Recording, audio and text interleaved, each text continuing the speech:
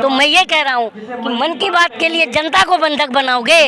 और एक बात ये भी आई कि किसी सरपंच को भी ज़बरदस्ती डीएम ने कहा था तुम्हें जाना होगा, वो बोली नहीं मेरी बेटी एडमिट है, तो उसने बेटी को गोद में लेकर के और वो मन की बात सुनने के लिए गई थी। वो भी फोटो वायरल है ये सोशल मीडिया में, और आप लोग भी सोशल मीडिया पे चलते हो। तो क्या बताओ कि हमारे देश के अंदर किसी नागरिक को बंधक बना करके मन की बात सुनाई जाएगी? अरे मन की बकवास नहीं सुननी है हमें, जन की बात करो, तुम जन की बात करो। जनता परेशान है, जनता की आय की बात करो, काम की बात करो तुम। मेरा ये सवाल है, मैं कोई प्रधानमंत्री से मुझे व्यक्तिगत दुश्मनी है क्या? नहीं। प्रधानमंत्री के खिलाफ बोलना क्या देशद्रोही हो गया क्या? नहीं। क्या प्रधानमंत्री इस देश का मालिक है क्या? नहीं।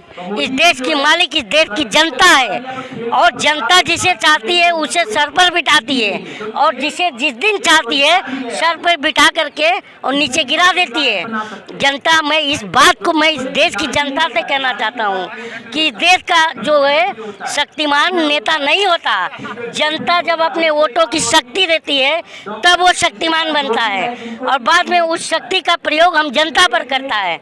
तो मैं बार बार यही कहता हूँ, ये तो कॉमेडी बात हो गई कि जिसे हम चुनते हैं वही हमें ढूंढते हैं।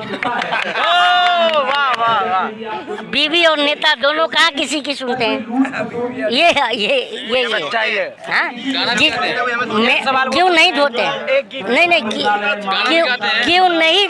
आप बताइए जिसे अभी मैंने जो कहा, जिसे हम चुनते हैं वही हमें ढूंढते हैं। हमने जिसे चुना था आज उसी ने हमें ढूंढा है, तो ये बच्चियां बैठी है ना।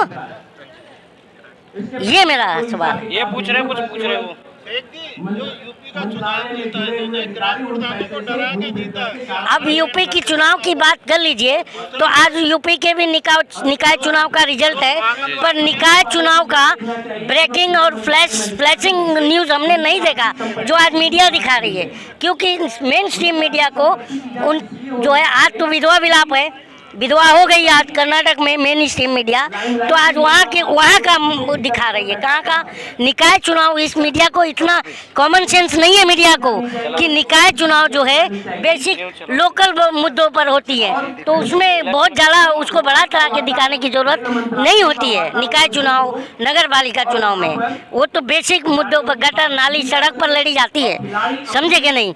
तो उसे आप राष्ट्रीय मुद्दा बना रहे हो, राष्ट्रीय चुनाव की तरह दिखा रहे हो, तो अब ये जनता का जो है ना बर्दाश्त से बाहर है। आज मैं बात कह रहा हूँ ना, आज बताइए कि क्या हालत है इस देश की। 103 सीट रोजगार का क्या हाल है? बुरा हाल है। आप मीडिया से हो सर, मैं आज देखिए ये कट मत कीजिएगा, मैं बार कह रहा हूँ, मैं आप लोग से सवाल जानना आप लोग से मैं 2-5 सवाल करना चाहूँगा, इतनी पब्लिक देख रही है। ये बताइए हमारे देश का मुद्दा हिंदू मुसलमान होना चाहिए? नहीं होना चाहिए। हाँ? नहीं होना तो क्यों ये नैरेटिव बनाया जा रहा है?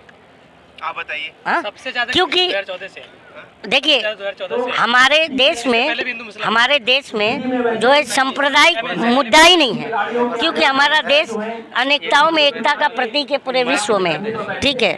तो ये मुद्दा नहीं होना चाहिए, ठीक है?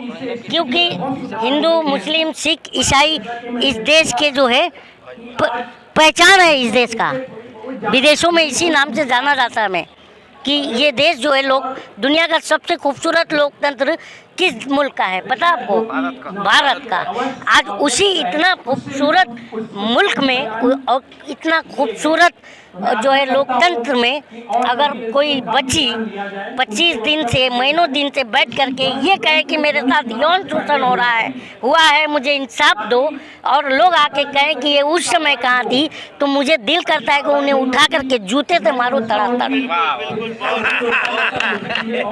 ये चीज़ है। तो हिंदू राष्ट्र की बात करते हो तो यहाँ राजपूत और जाट कहाँ से आ गए? अब हिंदू राष्ट्र की बात है ही नहीं, मेरी बात सुनिए सर, हिंदू राष्ट्र की बात ही नहीं है।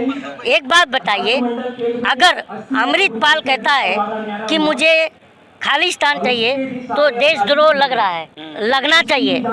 अगर कलीम भी मांग करे कि मुस्लिम राष्ट्र की मांग अगर मैं कर रहा हूँ तो मुझे भी देशद्रोह लगना चाहिए। तो जो हिंदू राष्ट्र का मांग कर रहा है तो उसके ऊपर क्या लगना चाहिए? आप मीडिया तो आप बताओ, इतनी पब्लिक देख रही है। उसे भी लगना चाहिए, उसे भी लगना चाहिए ना, क्योंकि ये देश लोकतांत्रिक है।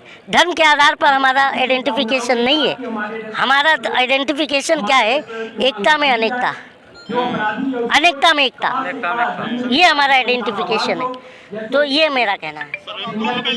वो कुछ कह रहे हैं सर, जाओ। निरपेक्ष राष्ट्र और मैं ये बात कर रहा हूँ, अभी ये भाई साहब संविधान की बात कर रहे हैं, तो संविधान का प्रियम्बल क्या कहता है?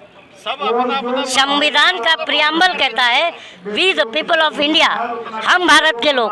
तो संविधान में कहीं पर भी किसी जात धर्म का जिक्र है तो मुझे बताओ, नहीं है। तो फिर क्यों कर रहे हो?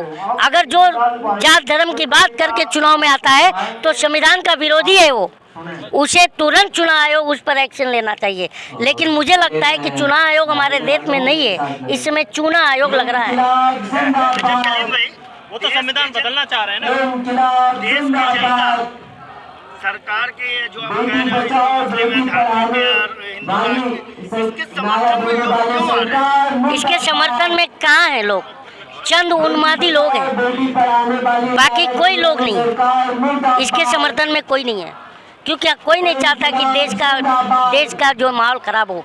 अब उसका एग्जाम्पल है कर्नाटक का इलेक्शन रिजल्ट, ठीक है ना। तो ऐसे लोगों पे कानून कार्रवाई क्यों नहीं करती है जो देश में नफरत फैला रहे हैं? अच्छा, अभी आप कानून की बात कर रहे हैं, इसीलिए तो हम लोग कह रहे हैं ना बार बार कि देश खतरे में है, संविधान खतरे में है। खुद राहुल गांधी ने कहा है कि इस देश का सारा इंस्टीट्यूशन आरएसएस और बीजेपी ने हाईजैक कर रखा है। अगर ये बताइए, तो हाईजैक अगर नहीं किया होता तो पॉक्सो एक्ट में क्या होता है? सीधी जेल होती है। पॉक्सो एक्ट में क्या होता है? 24 घंटे का भी टाइम नहीं दिया जाता है। आप मीडिया से हो, आपको ये नहीं पता है। 24 घंटे में का भी टाइम नहीं। इधर थाने में बैठा है FIR, उधर रजिस्टर हुआ कि इधर विद इन 10 मिनट्स घर पे पुलिस। ये होता है पॉक्सो एक्ट, और ये बंदा घूम रहा है भी, तो ये बात है। जब पॉक्सो एक्ट रजिस्टर हो गया तो भले ये गिल्टी है नहीं है वो बात की बात है, इसे तुरंत पुलिस ने अरेस्ट करना चाहिए। कानून अपना काम नहीं कर रहा है, कार्रवाई नहीं कर रही है। कानून पे भी क्या कोई मुकदमा चलना चाहिए ऐसा कि कानून है ना? 166 का कॉलम है कि नहीं है? वो आप देखिए, मैं इसीलिए कह रहा हूँ, मैं आप लोग मेरा फोन ये जो मैं कह रहा हूँ इसे कट मत कीजिएगा। मैं खुद अब एक चैनल मेरा रहेगा द एक्टिविस्ट, और द एक्टिविस्ट के ऊपर सिर्फ और सिर्फ संविधान के एक आर्टिकल और उसके बारे में जानकारी हम खुद लाएंगे, ताकि जनता संविधान के प्रति अवेयरनेस हो, और देश का जो इंडियन पिनल कोड है उसके ऊपर भी अवेयरनेस हो, ताकि वो एक देश का जो है आम नागरिक भी इस सिस्टम का कॉलर पकड़ सके। लेकिन बीजेपी समर्थन करेंगे आप? हाँ, बीजेपी तो मनुस्मृति लगाना चाह रही है ना, संविधान को बदलना चाह रही है। तो चाह रही है ना, तो आप पत्रकार हो ना, आप ये क्यों चाह रहे हैं कि हो? आप उनसे सवाल कीजिए, विरोध कीजिए उसका।